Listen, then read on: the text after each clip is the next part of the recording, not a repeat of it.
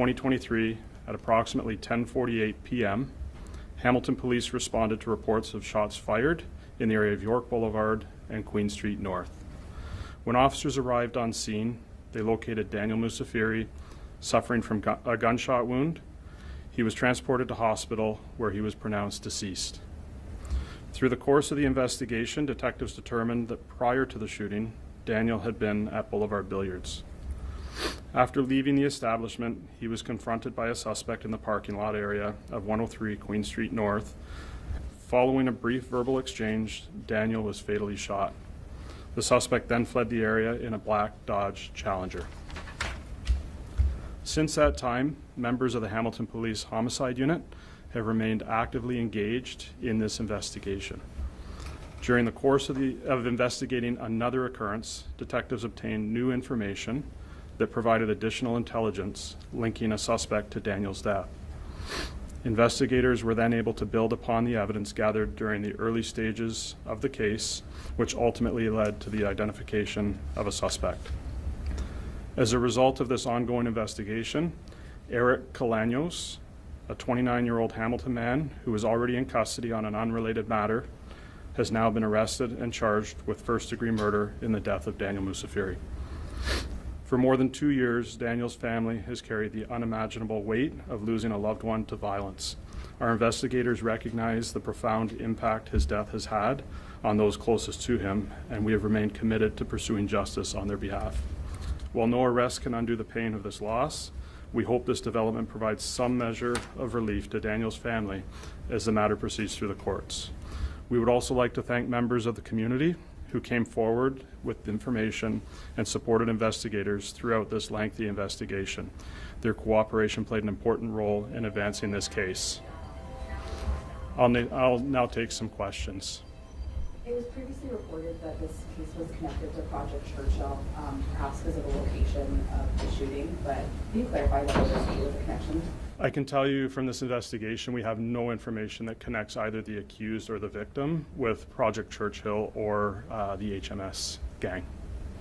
Previously, around the time of the shooting, we were looking for the suspect vehicle and also I think a woman that was a witness seen fleeing from the area. Can you clarify whether either of those were located? We were able to identify the witness. The vehicle has not been located.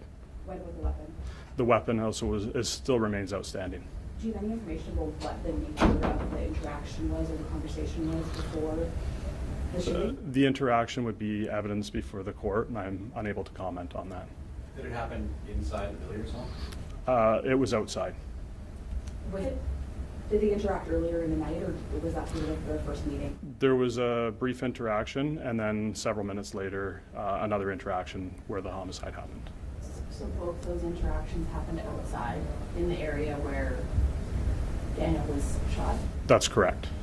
Not at the billiards place at all, they didn't? That's correct. But any indication that they had ever crossed paths before? Were they known to each other, or was this the first interaction? I have no information that they were known to each other prior to this night. Daniel was in the billiards place that night, though, correct? He had been at the billiards place, yes. But Eric Colaños was not? As far as we know, no. Can you tell us what the arrested person was in jail for?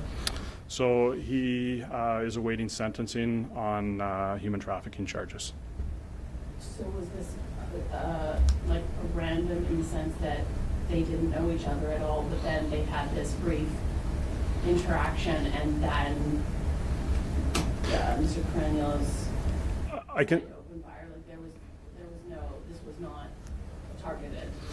It was or it was random in their relationship, but it was targeted in that interaction, from that interaction? I can say that the victim was targeted by Mr. Colaños, but I have no indication that it was targeted prior to that night. It was an incident that had happened all in a very short period of time.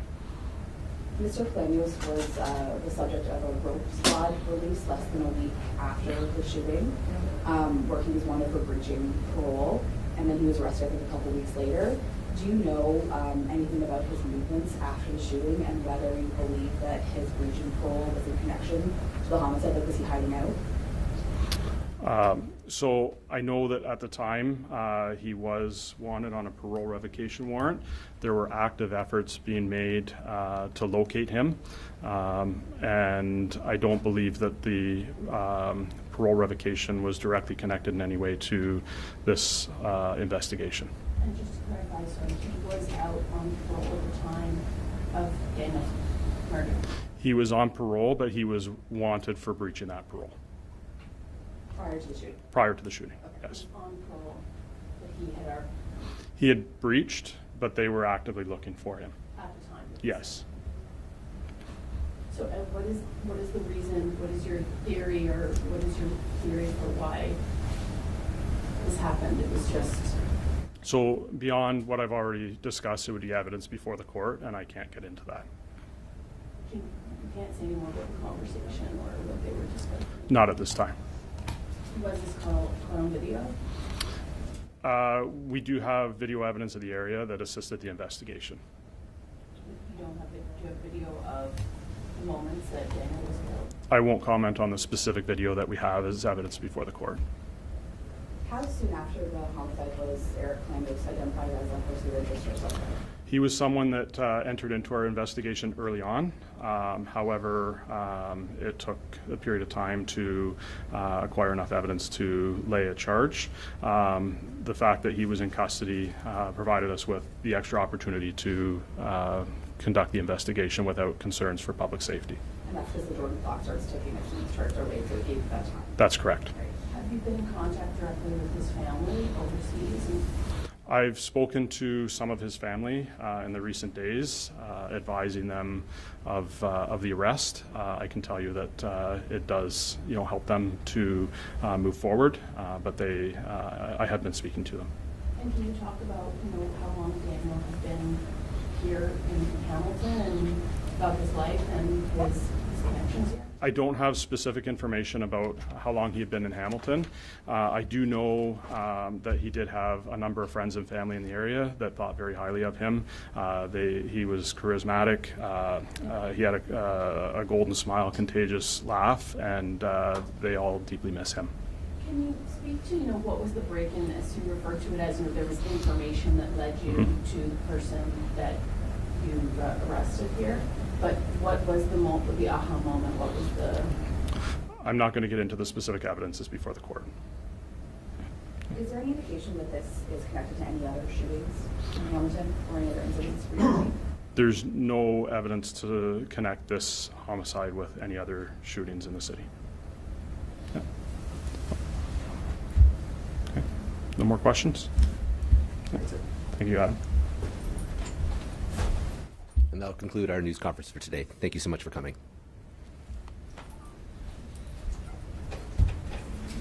The statement on the screen and then where's that from? It's from his mom. Okay, just one thing. Is that going to be released? Yeah, it's in the... Yep. Yeah. And you released, you're releasing the news release when? Yeah, dude. Can you send it to us now because our...